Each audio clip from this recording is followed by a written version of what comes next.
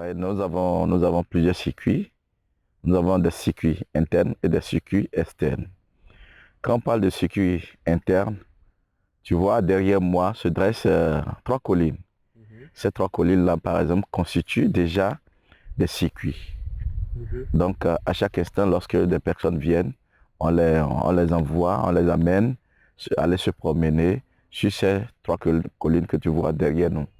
Donc, chaque colline a une histoire.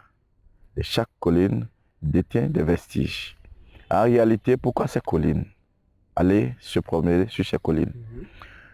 La première population, lorsqu'elles ont quitté le Nigeria pour ici, elles sont venues tomber à une période où sévissaient des guerres.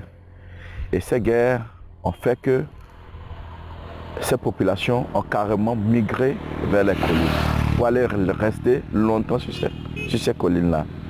Donc, ces populations, lorsqu'elles voulaient descendre, alors carrément, elles ont laissé des vestiges.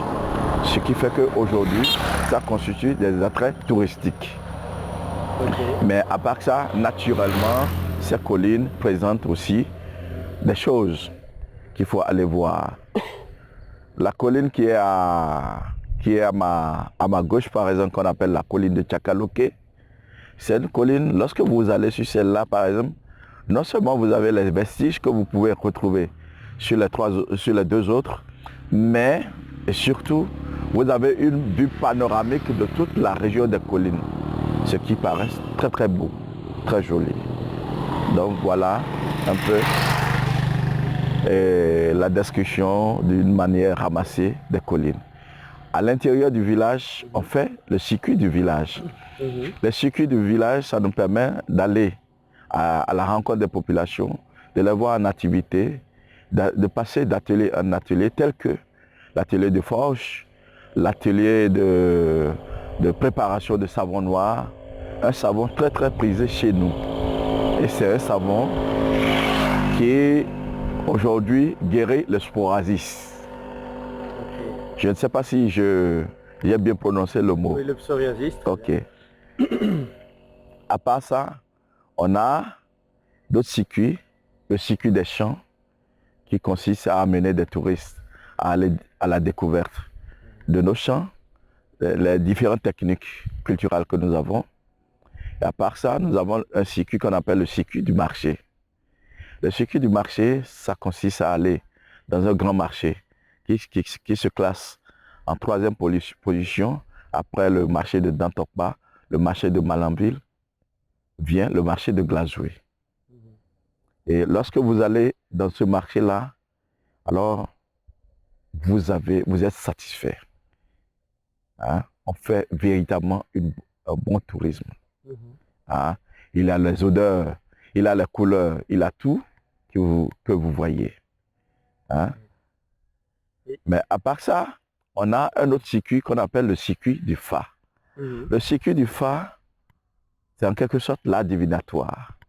Chez nous, quand on parle de l'art divinatoire, c'est une manière de pouvoir lire l'avenir.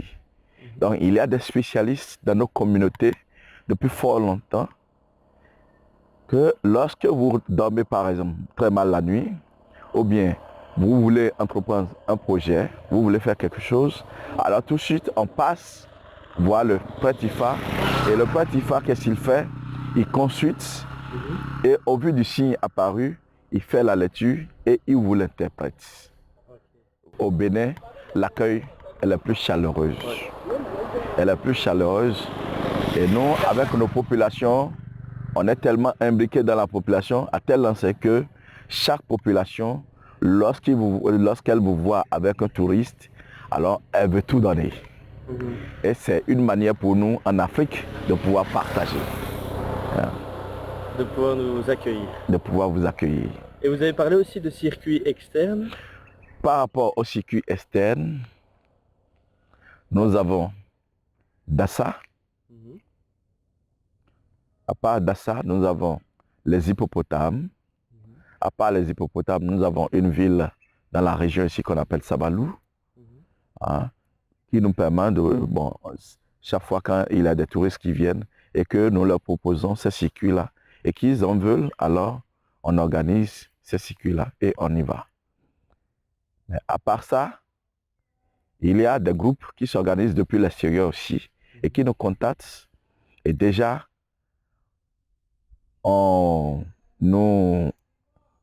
nous signons un contrat de partenariat, tout ça là. Et déjà, à partir de l'aéroport de Cotonou, on s'en va les chercher. Et nous les aidons à mieux découvrir, à mieux connaître tout le Bénin en entier. Donc c'est ça un peu le circuit externe. Et grâce à toutes ces activités écotouristiques, j'ai pu voir qu'il y avait des réalisations au sein du village. Ouais. Vous pourriez en parler un petit peu? Oui. Sinon, chaque circuit a un coût. Et lorsque nous percevons ce coût-là, il y a une partie de ce coût qui est affectée à la communauté. J'ai l'habitude de dire qu'on ne peut pas donner de l'argent à chaque individu du village. Mais parce que nous sommes issus de la communauté, nous sommes issus des deux villages, alors nous maîtrisons un peu les problèmes que les populations ont au jour le jour. À tel enseigne qu'il y a une partie de ces sommes-là qui est affectée pour la réalisation, telle que il y a les petites citernes que dispose désormais presque chaque famille dans les deux villages. Et ces citernes sont particulièrement importantes? Oui, ces citernes sont importantes dans la mesure où nous sommes dans une localité où le problème d'eau se pose avec acuité. Chaque année, avec la sécheresse, alors le problème d'eau se pose beaucoup. Et par conséquent, qu'est-ce qu'il faut faire? Il faut aider ces populations-là à pouvoir emmagasiner et traiter ces eaux. Ce que nous avons fait. Mais nous sommes en train de penser, parce que nous avons vu que c'est une solution qui n'est pas arrivée à satisfaire correctement nos ambitions. Donc si on avait de gros moyens, on pouvait carrément faire des citernes hors sol pour pouvoir les aider à mieux contenir, à mieux garder de l'eau. Et intuitivement, venant de l'extérieur, on pourrait se demander pourquoi on ne fait pas des puits.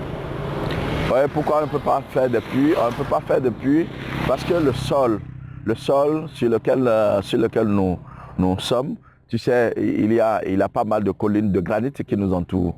Donc le sol est tellement graniteux à tel enseigne que lorsque vous creusez quelques mètres seulement, vous tombez sur du granit. Ce qui fait que on n'arrive pas à aller dans une grande profondeur. Okay. Ouais. C'est ça le problème. Et oui, quels sont les futurs défis pour vous au sein des CPN? Les futurs défis, tu sais, aujourd'hui, CPN, comme l'a dit Léon, c'est sûr, il a dit en intro, CPN c'est une ONG qui fait de l'éducation, de la formation et de la sensibilisation environnementale. À part ça, nous faisons de l'écotourisme. Donc le défi, c'est qu'aujourd'hui, de plus en plus, avec le changement climatique et aussi avec la pauvreté qui sévit, alors nous avons de grands défis. Et si éventuellement on pouvait avoir des personnes qui pouvaient nous accompagner, alors on sera vraiment très très heureux de pouvoir les avoir à côté de nous. Nous, aujourd'hui, le financement international est devenu tellement rare.